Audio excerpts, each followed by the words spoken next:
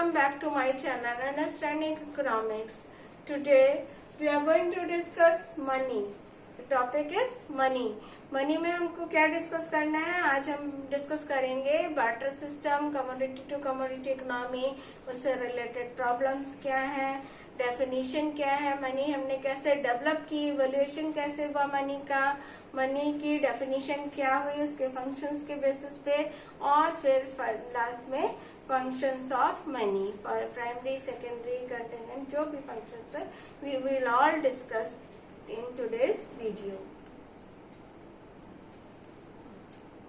So let's start with the topic barter exchange. So starting of money, जो पुराने समय में जो मनी हमारी थी वो हम मनी की जगह जो एक सिंबॉलिक कहा जाता है मनी को, रुपए पैसा जो भी है आजकल चलता है, उसकी जगह पहले था बार्टर एक्सचेंज. क्योंकि पहले कोई ऐसे डेवलपमेंट नहीं था कि हम नोट छाप सकें या सिक्के डेवलप कर सकें, तो इस तरह उसकी जगह फिर हम लोग कमोडिटी टू कमोडिटी एक्सचेंज करते थे. इसको C2C इकोनॉमी भी कहा जाता था. जब कोई भी ऐसा सिंबॉलिक हमारे पास नहीं था मनी के मतलब जिसको हम मनी के एक्सपेंस पे चला सके, तो उसके लिए हम कमोडिटी, अब कोई चीज तो चाहिए थी, क्योंकि कोई भी जो पर्सन होता है वो अपने आप में एक परफेक्ट नहीं होता कि उसको अपने आप ही सारी चीजें मिल सके. उसको किसी न किसी चीज के लिए तो दूसरे पर डिपेंडेंट होना ही. सपोज किसी के पास वीट ज्यादा होता था तो उसको राइस की जरूरत पड़ती या वेजिटेबल्स के लिए लेना पड़ता. अब एक ही आदमी सारी चीज का प्रोडक्शन नहीं कर सकता, तो उसके लिए उसको सब कई लोगों पे डिपेंडेंट होना पड़ता था. मानी अगर उसके पास वीट है तो उसको चावल किसी और से लेना है, अगर उसके पास चावल है तो उसको सब्जी किसी और से लेनी है. तो ये चीजों के लिए उसको दूसरों पे डिपेंडेंट होना पड़ता था. अब चूंकि मनी जैसा कुछ हमारे पास था नहीं जिसके बदले में हम जिसको दे करके वो चीज ले सके, तो उसके लिए तो हम क्या करते थे, जो चीज हमारे पास ज्यादा होती थी वो चीज को हम दूसरे को दे करके उससे उसकी चीज ले लेते थे. सपोज हमारे पास गेहूं ज्यादा है, दूसरे के पास चावल ज्यादा है, तो हमने उसको गेहूं दे दिए और उसके बदले में उससे चावल ले लिए. तो इसको कहा जाता था commodity to commodity economy, C2C economy short form में हम कहते हैं. देखिए डेफिनेशन है, it refers to the direct exchange of commodity for commodity. मतलब कमोडिटी को कमोडिटी के लिए एक्सचेंज किया जाता था. मैंने वेजिटेबल्स दे दिया तो कोई और चीज ले ली. सॉक्स लेना है तो उसके बदले में मान लीजिए आपके पास शूज है या कोई भी और चीज है, तो उसके सपोज हमारे पास गन्ने ज्यादा है, हमने गन्ने देकर के सॉक्स ले लिए. अब किसी के पास सॉक्स ज्यादा है, उसको कोई और चीज चाहिए तो उसने वो चीज उसको दे करके ले ली. तो ये इस तरह से एक्सचेंज चलता रहता था. बट ये इकोनॉमी बहुत सक्सेसफुल हो नहीं पाई क्योंकि इसमें बहुत सारी प्रॉब्लम्स या इनकन्वीनियंस आती थी. जो सबसे पहली और मेन इनकन्वीनियंस था वो था lack of double coincident of funds. मतलब क्या है कि डबल कोइंसिडेंस, जैसे सपोज वीट और राइस का एक्सचेंज करना है, ठीक है, तो सबसे पहले मान लीजिए हमारे पास वीट ज्यादा है और हमें राइस चाहिए, तो सबसे पहले हमें किस ऐसे आदमी को ढूंढना पड़ेगा जिसके पास चावल एक्स्ट्रा हो और प्लस उसे वीट भी चाहिए. देखिए एक तो चावल एक्स्ट्रा है और प्लस उसे गेहूं चाहिए, क्योंकि चावल एक्स्ट्रा होना एक बात है, उसे गेहूं भी चाहिए.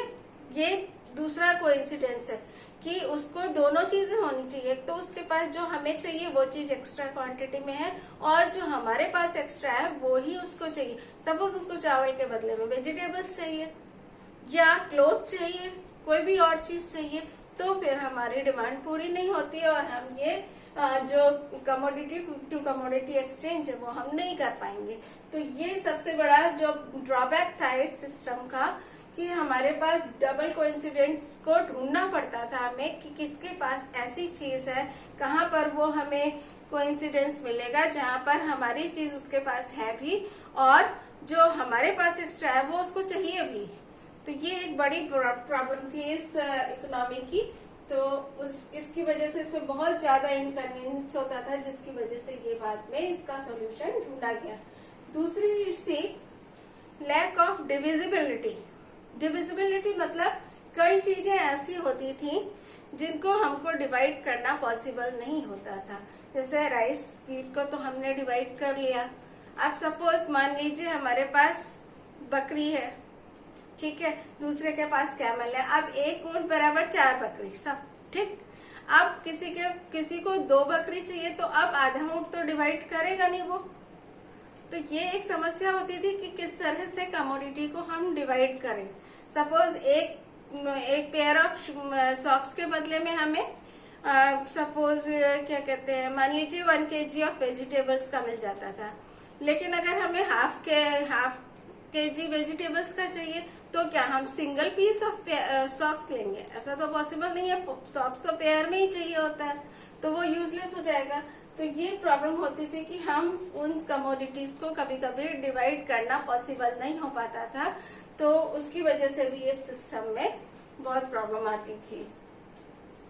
फिर थर्ड चीज है difficulty in storing wealth. Storing wealth मतलब सपोज कभी कभी जो होता था, हम मान लीजिए कि हमको अभी कोइंसिडेंस नहीं मिल रहा है, हमको वेट करना पड़ रहा है, क्योंकि ये हमारा इसका एक कंपोनेंट होता है कि हमें वेट करना पड़ता है जब तक कि हमारा कोइंसिडेंस मिले ना। तो अब उतनी देर के लिए अगर कोइंसिडेंस नहीं मिल रहा है, तो उतनी देर के लिए सब चीजें तो हम स्टोर करके नहीं रख सकते, और अगर हम रख भी सकते हैं तो उनके लिए बहुत सारी लागत की जरूरत। सपोज वेजिटेबल्स है, मिल्क है, इस तरह की चीजें हम बहुत लॉन्ग टर्म के लिए स्टोर करके नहीं रख सकते, और अगर रखना है तो फिर उनके लिए कोल्ड स्टोरेज जैसी कुछ चीजें हमें लेनी पड़ती हैं, तो वो बहुत ही कॉस्टली पड़ जाता है। ये भी एक बहुत बड़ी प्रॉब्लम है कि हम सब चीज को स्टोर करके नहीं रख सकते। सपोज कैटल्स ही है, मान लीजिए कैमल है, गोट्स है, इन चीजों का अगर एक्सचेंज हो रहा है, तो उनको भी अगर हम स्टोर करते हैं तो एज डेफिशिएंसी आती चली जाती है, तो ये एक प्रॉब्लम थी। फिर problem number 4 is absence of common measure of value. एक कोई कॉमन मेजर ऑफ वैल्यू नहीं थी कि हमें 1 किलो के बदले में 4 किलो गेहूं मिलेगा, या ऐसा कोई भी एक मतलब कॉमन मेजरमेंट नहीं था कि इतनी चीज के बदले में हमें इतना मिलेगा।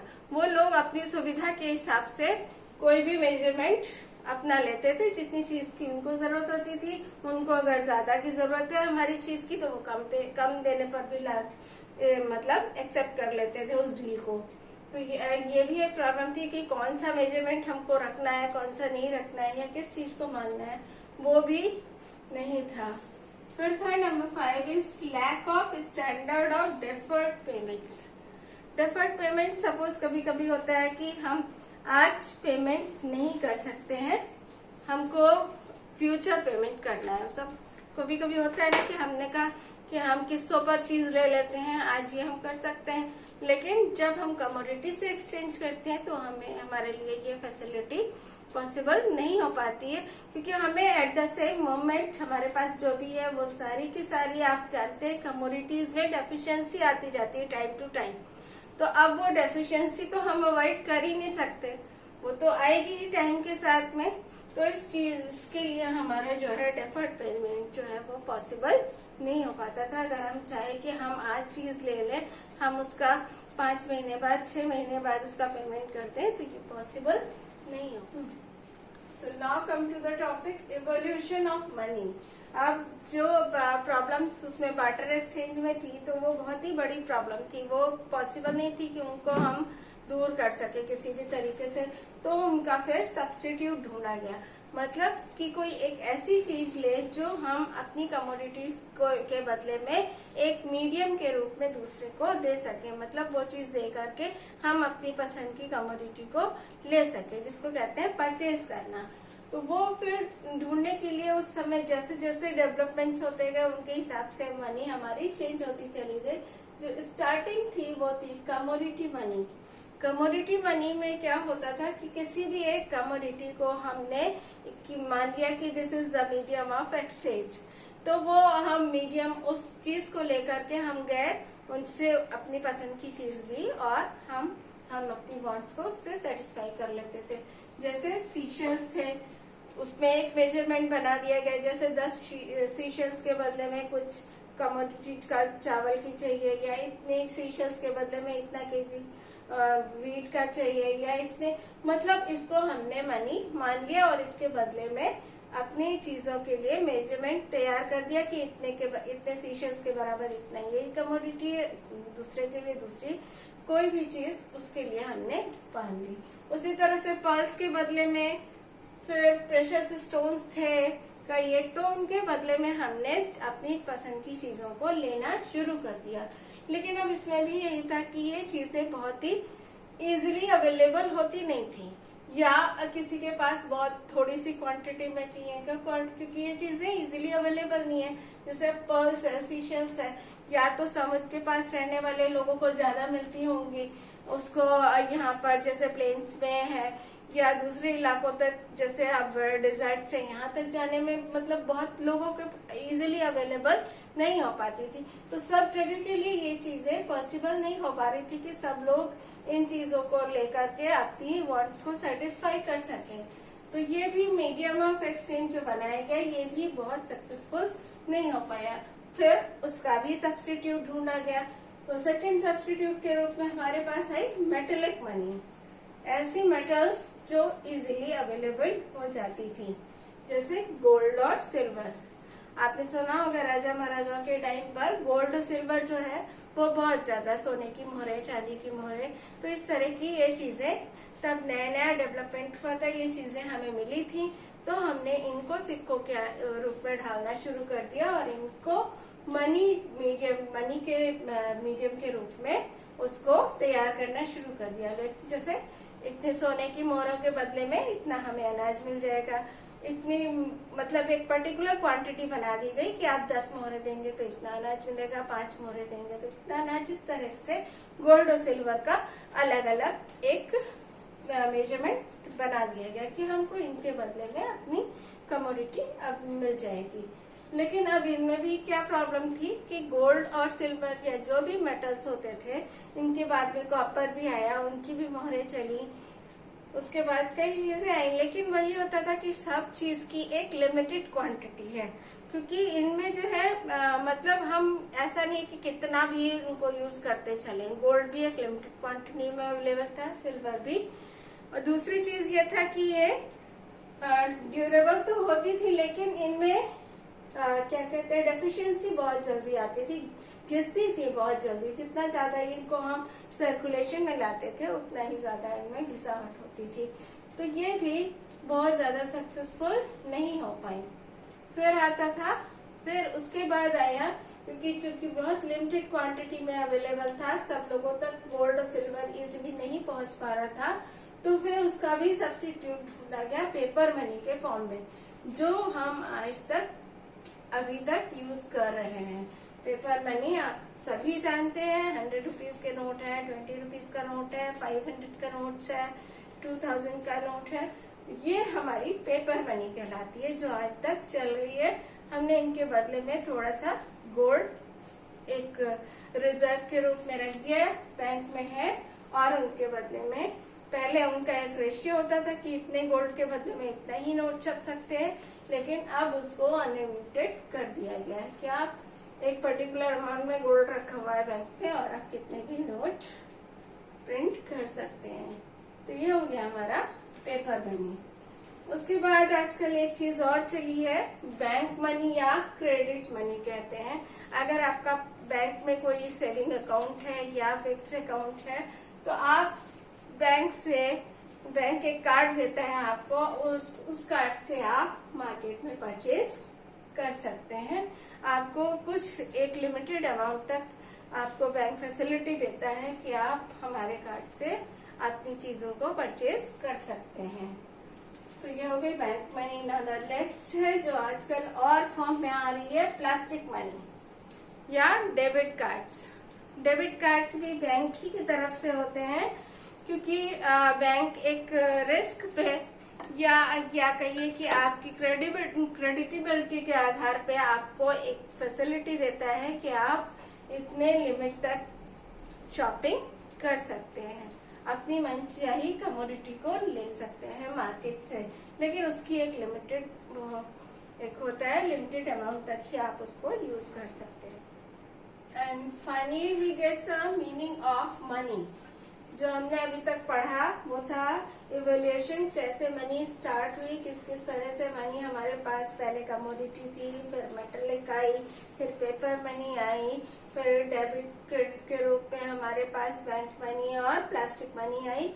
अब उस सबसे जो यूज होते गए मनी के, किस तरह से हम मनी को यूज करते हैं, उन्हीं यूजेस की बेसिस पे हमने उसको डिफाइन किया। अलग अलग लोगों ने अलग अलग तरह से, जैसे वॉकर ने कहा money is what money does, money कोई भी ऐसी चीज है जो मनी का काम करे। अब उन्होंने तो अपने समय के हिसाब से दे दी, क्योंकि पहले जैसे हमने आपको बताया कमोडिटी को हम मनी मानते थे। कोई भी कमोडिटी हमने ले ली, सीशेल्स ले लिया, पर्ल्स ले लिया, स्टोन्स ले लिया, इस तरह से जैसे कौड़ी वगैरह आपने सुना भी होगा अपने मम्मी पापा से कि कौड़ियों को भी हम यूज करते थे मनी के रूप में। तो वॉकर के हिसाब से उन्होंने कहा कि money is what money does. फिर सेलिगमैन एक थे, तो उन्होंने कहा money is one thing that possess general acceptability.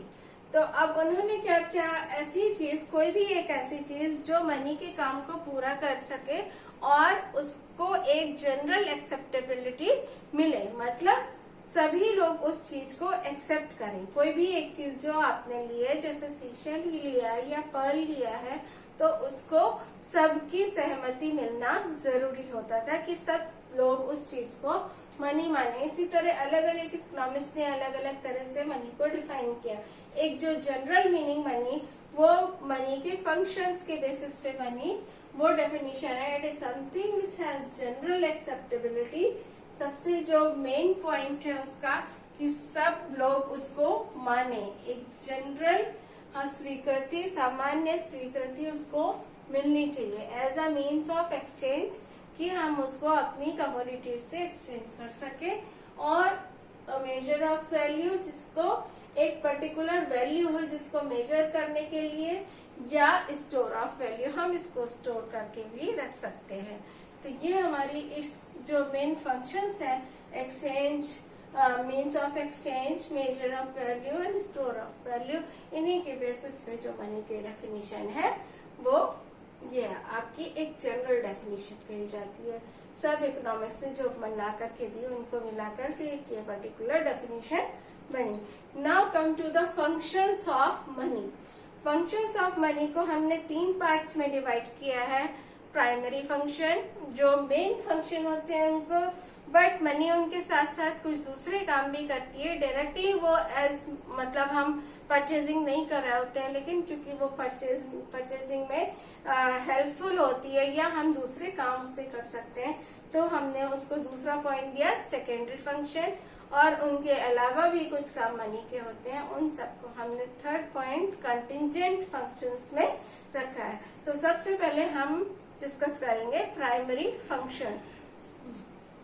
So first functions is primary functions. Primary मतलब जो हम इसके मेन फंक्शंस है मनी के। तो first is medium of exchange.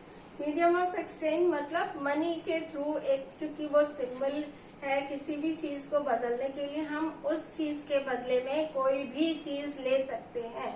What ever we want we can take with the exchange of money, क्योंकि money acceptable है। हमने आपको बताया कि मनी की खासियत होती है जनरल एक्सेप्टेबिलिटी। मनी को सारे लोग एक्सेप्ट कर सकते हैं, मनी वो करना ही होता है, क्योंकि ये लीगली है कि आप उसको लेने से, अगर आप सेल कर रहे हैं कोई चीज, तो आप मनी लेने से डिनाई नहीं कर सकते। तो मीडियम ऑफ एक्सचेंज है, सब लोग उसको एक्सेप्ट करते हैं। आपको जो भी लेना है, आपने मनी दी और आपने वो चीज ले ली। अब आपको डबल कोइंसिडेंस नहीं ढूंढना है कि आप कोई चीज दें और फिर वो चीज चूंकि उसको चाहिए और जो आपको चाहिए वो उसके पास हो भी, तो आपको अब ये सब चीजों का वेट नहीं करना है। आपके पास मनी है, आप कोई भी चीज उससे परचेज कर सकते हैं। फिर है मेजर ऑफ वैल्यू। एक पर्टिकुलर मेजरमेंट होता है मनी के लिए। जैसे आपको पता है ये चीज मार्केट में आपको लेने जाना है, तो उसका मार्केट में प्राइस क्या है। जैसे आपको पता है इस समय 50 रुपीज केजी आलू मिल रहा है, तो आपने 50 रुपए दिए, आलू ले लिए। 80 रुपीज किलो में पर केजी आपका अनियन मिल गया, आपने 80 रुपीज दिए, अनियन ले लिया। इसी तरह कोई भी चीज आपको लेनी है, कोई अनाज लेना है, तो आपने उतना मनी दिया और आपको जितनी क्वांटिटी आपको चाहिए आपने वो ले ली। कोई भी प्रॉब्लम नहीं है, डिविजिबिलिटी की कोई प्रॉब्लम नहीं है, आप मनी को 1 पैसे तक भी डिवाइड कर सकते हैं। तो ये आपको अब डिवाइड वाली प्रॉब्लम नहीं सोचनी है, आपको कोइंसिडेंस नहीं ढूंढना है, ये सारी प्रॉब्लम आपको मनी के थ्रू सॉल्व हो जाती है। फिर उसके बाद आते हैं सेकेंडरी फंक्शंस। सेकेंडरी फंक्शंस में स्टोर ऑफ वैल्यू, मनी को आप लॉन्ग टर्म के लिए भी स्टोर करके रख सकते हैं, जबकि कमोडिटीज को आप स्टोर करके नहीं रख सकते थे। हमने आपको बताया था बहुत सारी कमोडिटीज ऐसी होती हैं जिनको आप स्टोर करके नहीं रख सकते, क्योंकि वो आप मतलब खराब हो जाती है लॉन्ग टर्म पे, उनमें लॉस होने लगता है। या कोई भी चीज है, कपड़ा है तो कपड़ा धीरे धीरे खराब होने लगता है, आप स्टोर करके रखेंगे वो सड़ने लगता है। वेजिटेबल्स हैं तो वो भी खराब होने लगती है। इस तरह की कई चीजें हैं, या कोई भी चीज आपकी लॉन्ग टर्म तक नहीं चल सकती, लेकिन मनी में विदाउट लॉस ऑफ वैल्यू आप स्टोर करके रख सकते हैं। दूसरा है स्टैंडर्ड ऑफ डिफर्ड पेमेंट्स। ये इसी पर बेस है, क्योंकि आप उसको लॉन्ग टर्म के लिए स्टोर करके रख सकते हैं बिना उसकी वैल्यू लॉस हुए। अब जो वैल्यू लॉस नहीं हो सकती तो आप डिफर्ड पेमेंट इजीली कर सकते हैं। कोई भी चीज देखिए, मार्केट में बहुत बड़े बड़े जो बिजनेस होते हैं उनमें इंस्टेंट लेन देन नहीं होता, उनमें जो ट्रांजेक्शन होता है वो डिले हो जाता है। अक्सर क्रेडिट के बेसिस पे उनको डिले कर देते हैं कि आप ये काम हो जाए तब ये पेमेंट कर दीजिएगा। तो अब ये हमें प्रॉब्लम नहीं है कि वो चीज हमारी स्टोर करेंगे तो खराब हो जाएगी, ऐसा अब मनी के साथ में ऐसा कोई प्रॉब्लम नहीं होती है, वो इजीली स्टोर कर सकते हैं, इसलिए डिफर्ड पेमेंट्स की कोई भी प्रॉब्लम नहीं होती है। फिर now transfer of value. Transfer of value, आपके पास गई, आपके पास मनी है, आपने जिसके पास जो भी आपको लेना था आप वहां पे गए, आपने वो कमोडिटी ली, उसको मनी दे दी। अब जिसके पास मनी गई, उस मनी से वो अपनी पसंद की चीजें कहीं और से ले सकता है। इस तरह आप ट्रांसफर ऑफ वैल्यू करते रहते हैं। ये नहीं आके आप मनी उसके पास गई तो अब वो मनी से क्या करेगा, अब वो मनी से जो उसको चाहिए वो परचेज कर लेगा। तीसरे के पास गई तो तीसरे को जो चाहिए वो परचेज कर लेगा। तो इस तरह से transfer of value easily possible हो जाता था, क्योंकि ये चीज बार्टर सिस्टम में पॉसिबल नहीं हो पाती थी, क्योंकि उसमें फिर वही कोइंसिडेंस को ढूंढना पड़ता था कि जो हमारे पास है वो दूसरे को चाहिए भी कि नहीं चाहिए, और हमारी पसंद की है भी उसके पास कि नहीं। तो ये सारी चीजें हमारी प्राइमरी और सेकेंडरी फंक्शन से हो जाती है।